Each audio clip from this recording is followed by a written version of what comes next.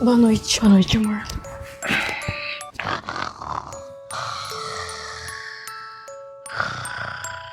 E se na verdade o universo não começou por uma singularidade, como o Big Bang? Na verdade, ele é um ciclo sem fim, como a teoria do universo ricochete. Isso quer dizer que, igual a vida na Terra é um grande ciclo, o universo, o multiverso também é um grande ciclo. E ele nasce e morre e fica se renovando, renovando, renovando. Isso significa que tudo é a mesma coisa dentro do mesmo lugar. E tudo faz parte de si mesmo. Pelo século que eu tô pensando vir nesse século. Será que eu não estive aqui antes?